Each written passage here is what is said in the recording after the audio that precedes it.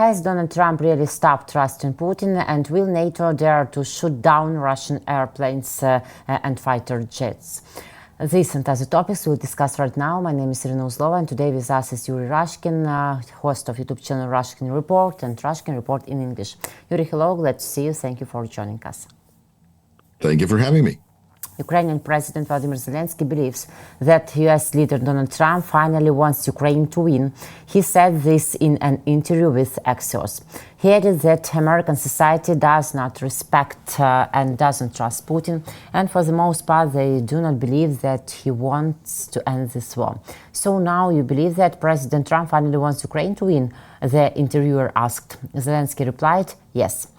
At the same time, The Telegraph reports that Zelensky asks Trump for Tomahawks missiles in private United Nations meeting, because Zelensky told really that he asked Trump about new weapon, a new strong weapon. So we see that, according to The Telegraph, they talk about Tomahawks.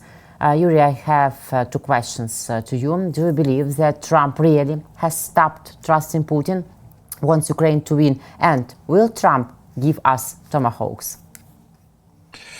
I think that Donald Trump is kind of filing for bankruptcy number 7 here, because he is saying that he's not able to do anything. He was not aware of all the problems with the building before he bought it, and so now he sees that apparently it's in bad shape. So he's out of here, and good luck to everybody. And he's off to the next deal that he can make, because this deal is not happening, and Donald Trump is there for the deal. And I think we can safely be assured that Donald Trump will always love Putin. I think that no matter what he thinks about Russia as a paper tiger, which, by the way, is a Mao Zedong quote. Since when I guess it kind of shows you the age of Trump, that he's quoting Mao Zedong, who was speaking about Japanese and Western, imperialists, and how they really are a paper tiger. So that's kind of a strange reference, but okay. Again, this building, I thought it was something different, but it turns out it's a paper tiger. It's not what I thought. So poor Trump was lied to. Who lied to him? Is it Pete Hegseth? Is it? Who did it? Clearly, this is Biden's fault. But I think that Ukraine is doing some really good things. Absolutely. Ukraine is doing some really good things by changing its rhetoric, because shifting away from the victimization and speaking about the horrible things that Russia has done to Ukraine has been, I think, a very effective move in communicating with this administration. Because this administration doesn't look at human rights or democracy or justice other than as a bargaining chips. And so if you're using it to bargain for more weapons, then we can understand, but it's not a very valuable chip. Do you have anything more valuable in your wallet? But if we're talking about Ukraine has strength, Ukraine is and Russia is weak, then that's a much more winning model in communicating with this administration, which we know wants to be with the winner. This was verified when we saw how this administration and this president decided to join Israel in its war against Iran after he saw how awesome it looked on Fox News. So if we're going to see this kind of a dynamic, then of course Ukraine has to show, and it has a lot to show for it too, because Russia on fire is a very powerful visual. Endless lines for gasoline in Russia is a very powerful visual, because it does show that paper, not paper, tiger or bear, or let's say bear as Russia insists that they are. Okay, well, it's a wounded bear, and wounded bear is vulnerable and weak and more dangerous, which explains why dying wounded bear is trying to send its drones all over, show that it's dangerous when it's really wounded and burning.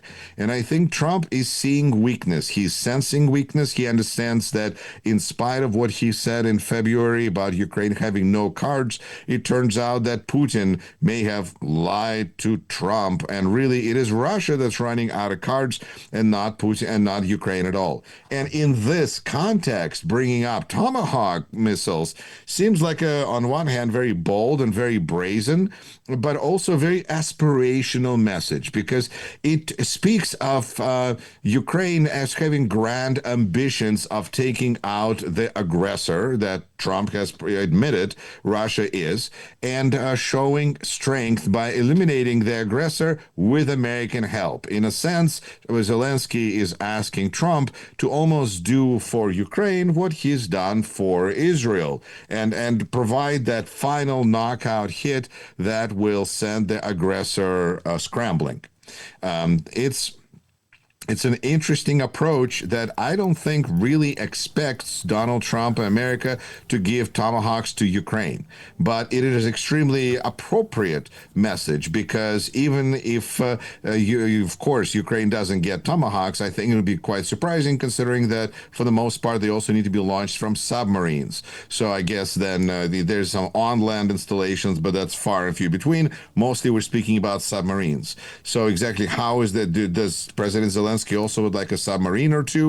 What exactly is his ask there? But I think his ask is to show that Ukraine is strong. Ukraine is destroying and setting Russia on fire, and is planning to go all the way until Russia, to go to Biden's logic, will understand that the cost of the aggression is too high, and therefore will see perhaps the death of this doctrine that we can blame Biden, we can blame Sullivan, we can blame any basically American president, for this false doctrine of strong Russia. Clearly, any country that positions itself like Russia did would have been able to do this in 3 days. That's what Trump said.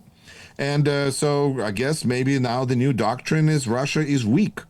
And let's see if this idea will gain more traction, because I think it's a very useful window opening, not in a Russian sense of window opening, in American sense, a window of opportunity for Republican senators to now find some testicles and to say that Russia is a threat, that we need to do more about helping Ukraine, or at least sanctioning Russia, or whatever else we want to do, because President himself has indicated that Russia is weak, Russia is aggressor, so let's go.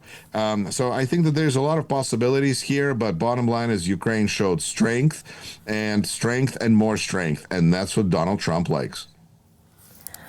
But Yuri, how do you think if Trump gives Tomahawks, for example, will that force Putin to sit down at the negotiation table? I think that it's more important that Donald Trump, in my estimation, would not mind it at all, whatever it took for Putin to realize that this is the war that needs to end. It would be fine with Donald Trump. He can't seem to reach Vladimir Putin. He made a statement that in the English-speaking world is viewed as an extreme admission of weakness, a very embarrassing statement where Trump said that I thought I had good relations with Putin, but it turned out it was all for nothing, or whatever exactly that he said, that this didn't pay off. So this relationship, and now we have the president that is shown himself to be vulnerable and lied to by Putin, and he's even kind of like okay with it. So he's just going to leave now and forget about all of this and live on his own for a while, a little bit, before he moves in with Putin completely. He's going to be living on his own for a while now that he moved out. I think that Tomahawks in the end are just an idea, a symbol of what Ukraine is interested in, and what Trump could provide if he wanted to. If he wanted to show strength, this administration has a lot of levers of pressure that they could apply on Putin if they chose to, but they can't even put 10% tariffs on Russia. So they consider this to be a very, important country that we want to. It's interesting when you think about it that every Secretary of State was criticized for trying to, Hillary Clinton trying to reset relations with Russia. What what a horrible idea. Sure, it was. But what does Donald Trump want? He wants to normalize relations with Russia. I think that's a step above reset. That's going straight to let's make peace and do well with Russia. I think that this is a approach that would be suicidal for the United States, and is notable and noticed by a lot of Republican politicians as well as Democrats. So where this goes, but at the same time, when the United States is interested in taking part in ownership of Ukrainian drone industry, tells me that Ukraine does have some aces up its sleeves and it's got plenty of cards, and Putin is in the weak position here, and he should be the one thinking about that he needs to sit down at the negotiation table. But just so for anybody curious about this whole negotiation process topic, I view it as a thermometer, in a sense that we need to stick it in a thing to see what the temperature is, but it doesn't like set the temperature. It just tests the temperature. And when we say peace process, anyone, and Putin says in Moscow only, then it's pretty clear that he's not interested. Trump sees it, Zelensky sees it, Putin knows it, everybody, it's pretty clear. So we know that there's no peace process at the moment.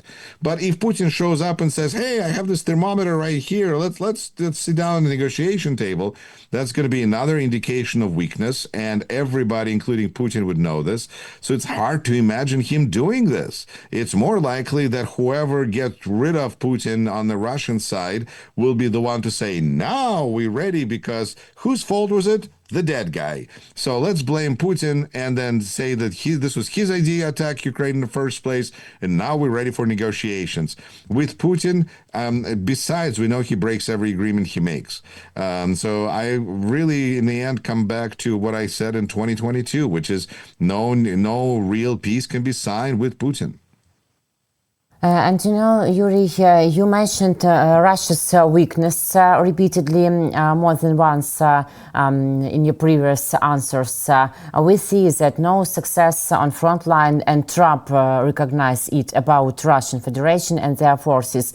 We see that more than 360 gas stations have already been closed in Russia because we show our strength and we attack Russian oil refineries and strategical energy infrastructure containing with Russian-Ukrainian war objects. And so in this case, what does Putin expect in the nearest future?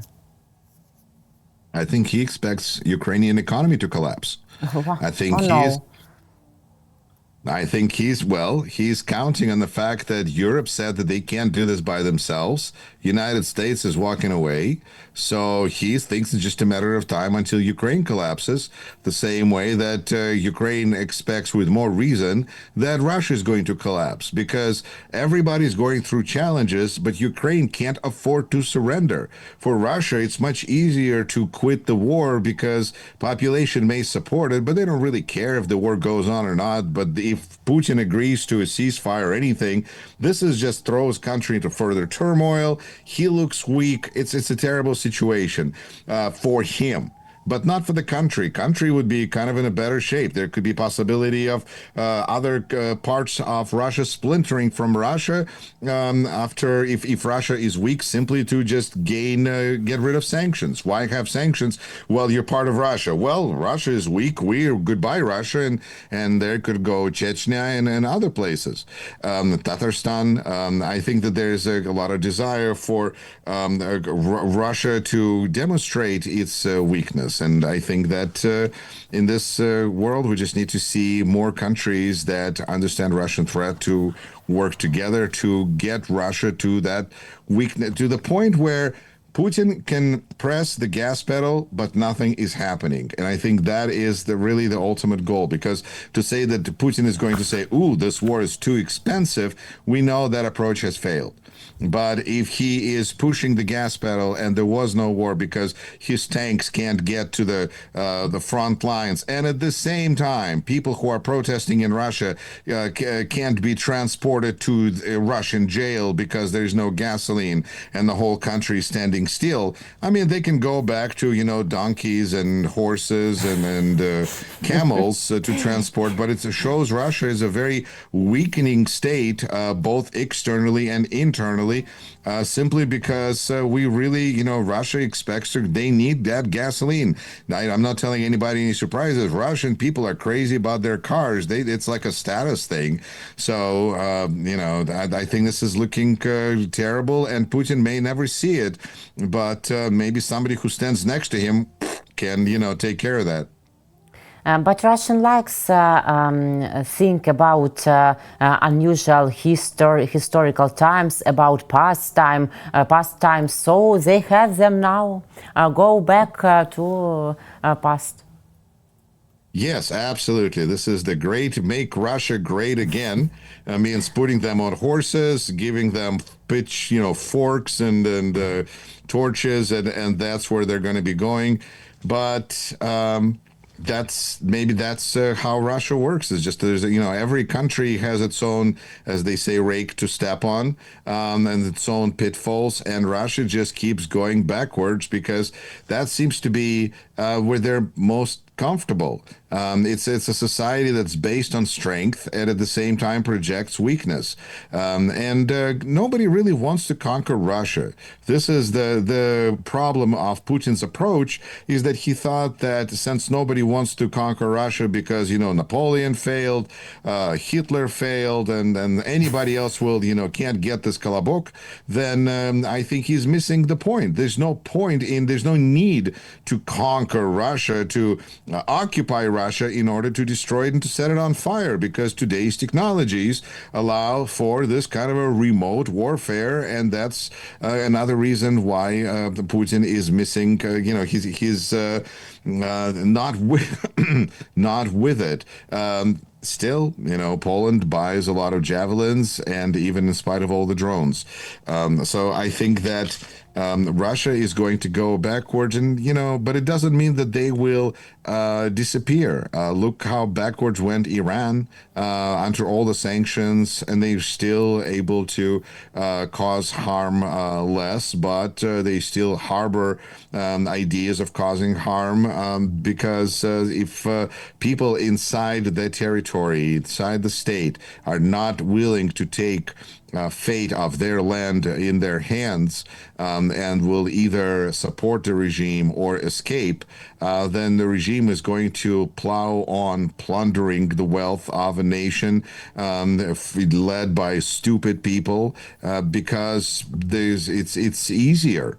And if that's easier, then that's what Russia is going to get, this easy slide into the swamp, like every other authoritarian regime, because authoritarian regimes don't thrive economically. It's a loss because there's no laws, there's no trust.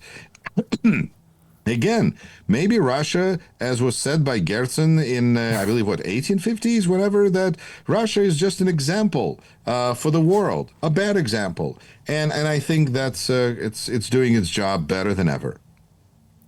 Yes, and really Trump acknowledges that Russian economy is too weak. He told that he is watching what Russia is doing and what President Putin is doing. Trump told that he is extremely unhappy with what President Putin is doing, and I don't like it at all. He is killing people for no reason, and the Russians are acting very poorly, considering they've put everything on the line. The economy is going to hell. They're bombing everything and capturing very little territory over the past month. The Russian army has captured very little territory in Ukraine, and they are also losing some land. But at the same time, Russian dictator Putin, during a meeting with Belarusian dictator Lukashenko, said that everything is fine and excellent in the Russian economy. So who is wrong? I think that Trump, we know, can't help, projects. So I think when he looks at when he calls somebody who, the least of all, reminds of a paper tiger, I think that's a projection because I think he knows that he's got a lot of numbers, but he's a tiger, he's a pussycat. He can't really do anything because, Putin. And I think that's what makes Trump ultimately very predictable to Putin. From Putin's point of view, he is working Trump as he needs to. Trump's behavior is very predictable. If things are not going well, if Trump is unhappy, Putin's going to give him a call. Putin will pet him, and Trump will purr, and everything is going to be fine for Putin. So I think that in this situation, Trump is. As is often the case with people who are like brown nosing, everybody will notice it except the person who is being brown nosed. We just have certain human fallibilities, and Trump is just an amazing collection of human imperfections and fallacies and fallibilities. So I think that Putin knows how to work with that because being a KGB, product, he knows how to influence with the speech, with money, with fear. And I think that those are all three things that are working very well in Donald Trump. He fears Putin. He wants Putin's money. And he wants to help Putin because I don't know. I think it's nice to see that part of the freedom of speech that we still have in the United States is being used to just showcase how our president is doing everything he can to help Russian president. So Donald Trump is very predictable for Americans, very predictable for Putin, but it's just so instinctive and unpredictable for Donald Trump and for who else. So it's kind of the sad reality is that it's becoming kind of predictable to the point that there's no trust. Because when Trump does something unpredictable, like call Putin aggressor, we go, well, that's strange. Let's see what he says tomorrow. Oh, tomorrow he says, Putin let me down. Okay, so there's always another tweet for every tweet, and there's no action, and there's just words. Putin knows it. Americans know it. Donald Trump is the only one who seems to be surprised. I remember that Trump gave Putin a month once again. Will it be the last 1 month? I think that that's all Trump can give Putin is time, but time is working against Russia now because Ukraine is using time so well that this is another month when Ukraine can set how many oil refineries in Russia on fire. Does Russia have enough refineries to last a month? So I think this help from Trump, which is I'm not going to help you with anything else because I can't do anything else. All I can do is give you time, is not working anymore. In the beginning, it seemed like this is going to be the greatest thing because Russia thought that they were fighting NATO, they were fighting America. If this evil Biden, if he just goes away, everything's going to be great. Well, here you have Trump who says, there you go, Volodya, you do what you can. Turns out Putin can't do anything. And Trump acknowledges again, Trump is being so strategically truthful, where he says that any self-respecting military power would have been able to do this job, but Russia can't. So I think that giving Russia and giving Putin any time that he wants is fine by Trump, in a sense that he would like to make money. He's got business projects. There's TikTok being sold. Right now, he's taking money from everybody who wants to invest, like royal family of Abu Dhabi. Putin could have been in on this, but, Putin's busy. So unless Putin is putting in the money through the royal family through Abu Dhabi, we are not seeing Vladimir take part in all the important deals that are happening right now in the world, as if he doesn't care about money anymore. Strange Vladimir, like he has other things that are more important. We'll see how he feels in a month. Maybe a couple of weeks will change his mind. But that's all Donald Trump can do. And I just feel it's becoming less and less sufficient for Putin. This is not the kind of help he needs from United States anymore. But United States is busy discussing whether they will give Tomahawks to Ukraine, which doesn't sound like the kind of aid that Russia wants at all. So Putin found himself in a difficult position, which is all of his making. And there's finally some consequences that are coming to him, not because of Donald Trump, but because of Ukraine and Ukrainian drones and Ukrainian fighters. And Russia's kind of stuck. Let's see where he is in a couple of weeks.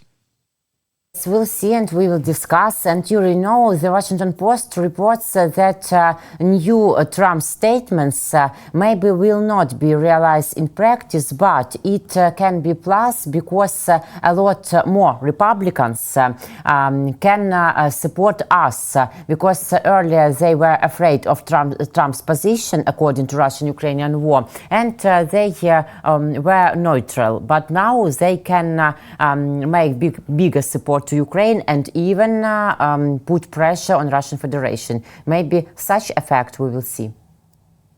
I think that that is a very positive way, an optimistic way to look at the situation, because it is true. Similarly, as in the Soviet Union, you had to find a quote from Marx. Here you find a quote from Trump. So, okay, we got a quote. So Republicans can now be strong and brave, and then they can talk about things that they should have been talking about all along, but they were afraid. With the extent to which Republicans are afraid of Trump, we see right now is we have negotiations about possible shutdown of our federal government taking place, and Democrats are saying that we don't want to talk to Republicans in Senate. We want to talk to Trump because Republicans are afraid to go to the bathroom without getting an approval from Trump. So on this level, yay, it's really nice that now Republicans like Lindsey Graham and others will be able to even stronger criticize Russia because there are Republicans that would like to see us go tough on Russia. And that does give me measure of hope that those people are still there and there's some measure of catering to their desires that we see from this president. But but in the end, we see that Republicans are afraid to actually vote against Trump, and they were called out on this by Wall Street Journal editorial, which said that Republicans ought to vote on some sanctions and put the pressure on the president so that he would be the one who would be saying, oh, I'm going to veto this and actually have to veto this and think about vetoing it or whatever, and then so moving the ball into president's corner instead of having it just kind of, well, he'll never like this anyway, it's never going to go anywhere, what's the point? So these kinds of statements from Trump that are showing that he is open to pressure on Russia in some kind of fantastical, magical way does give cover to Republicans who can now stand a little stronger. It, of course, is important to understand that everybody knows that Trump loves Putin, and so Trump is not going to do anything to hurt Putin. And so we're just now watching to see which of these Republican senators are going to discover their testicles and going to do something to stand up to Russian threat. And it's an open question because it's one thing to be silent because president will bite you. It's another thing to say something because you know the president will not bite you. And it's a third thing to actually vote for something and to take a stand, which is very difficult for Republican Party these days. They're terrified because their whole Epstein file cover-up case is crumbling because there's going to be another congressman sworn in, and then Democrats and Republicans are going to have enough votes to go around Speaker Johnson and finally vote to release the Epstein file papers. Which it could be another reason why Donald Trump may want to shut down the government altogether. So there's a lot of different issues that are happening at the same time. But the fact that Republicans are allowed to discover their spine is certainly a positive development. Clear. Thank you for this opinion. And Yuri, how do you think? Will NATO dare to shoot down Russian fighters over its airspace? I think that statement by the president really shocked a lot of people because this was a moment where being truthful was not what was expected.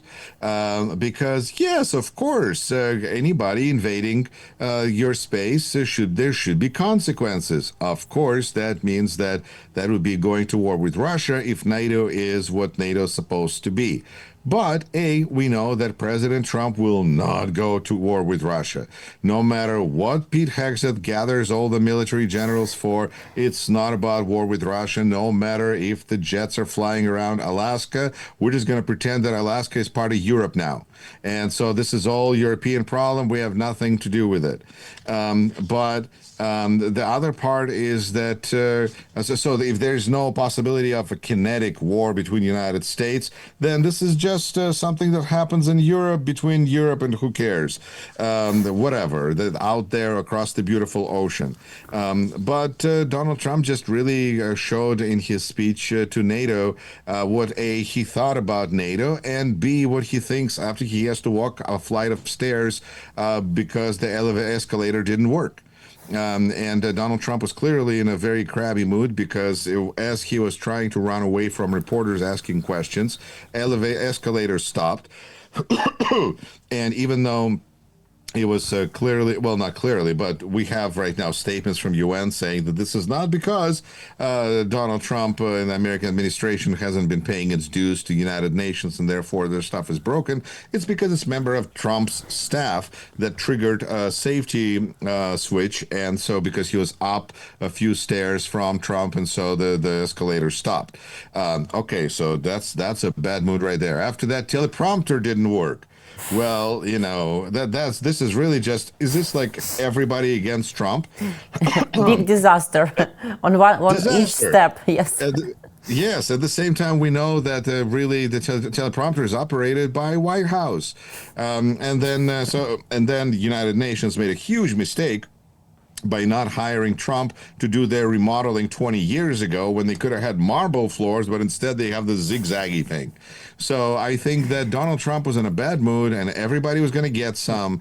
And this time, so did Vladimir Putin. But he doesn't seem to be too concerned. And I think the way that they're responding to this is showing everybody who's paying attention that Russia just knows that Trump is theirs. So, sometimes he has a bad day. He's an old man. He's got to go up some stairs. It was terrible. I guess if they would have had like a drone that could have flown him up.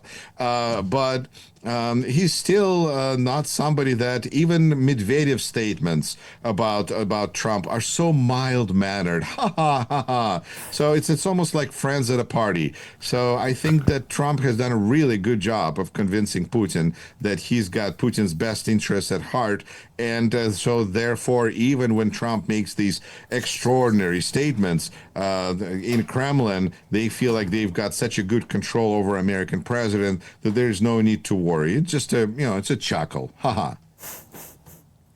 Yes, but in general, Trump's speech on General Assembly of United Nations was very clear. And about China, about effectiveness of United Nations at all, we can agree with a lot of his sentences. We can, but I think that ultimately what we saw was United States shifting from the position of world policeman, which is something that there was a lot of argument whether we want it, we don't want it, but we kind of have been the ruler, the law and order in the world.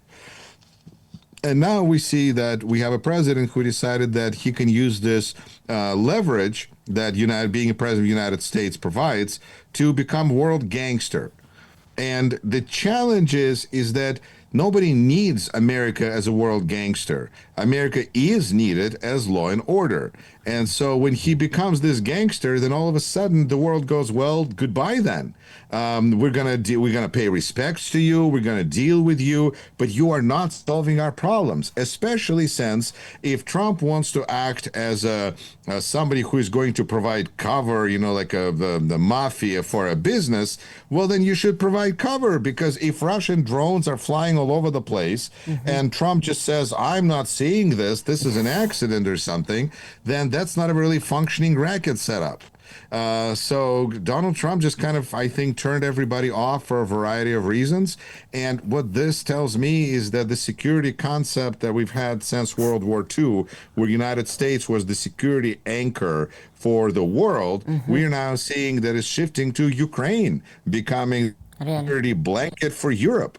And this is just a realization that I think Europe is seeing, that they need to appreciate Ukraine for what it brings to the table, which is the only defense against Russian aggression, versus United States, which is kind of making these statements. Yeah, I can say truth about this, truth about that, and point fingers at everyone and tell that they're all going to hell.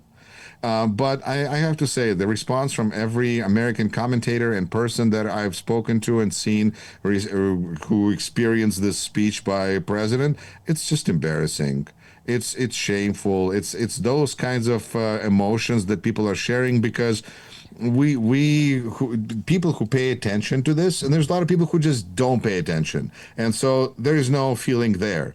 But if you if you saw what happened and you care about America, this was an extremely embarrassing presentation that showed President of the United States trying to be a gangster instead of a leader of the free world.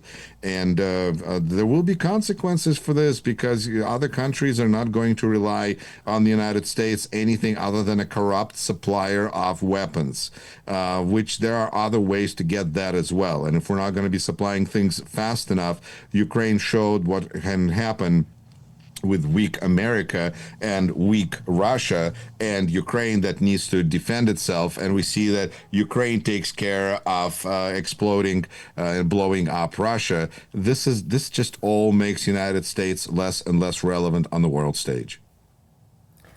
You are quite right here, really. Such different roles of one big country, big state, United States of America. But maybe Trump will change and his role too in it. Stay, believe, and see. Yuri, thank you very much for this conversation, for your interesting, unique thoughts, and for your time. See you next week. Take care. Thank you so much. I urge everyone to subscribe to me on Substack. Find Rashkin Report and subscribe to me there. And thank you, Iryna. And we'll discuss if Trump changed his mind next week. Sure. Yuri Rashkin, host of YouTube channel Rashkin Report and Rashkin Report in English. And my name is Iryna Uslova. Guys, thank you for joining us. Subscribe to our YouTube channel too, War and Politics 24, and for Yuri Rashkin's YouTube channels also, not only Substack. See you next week. Take care. Take care.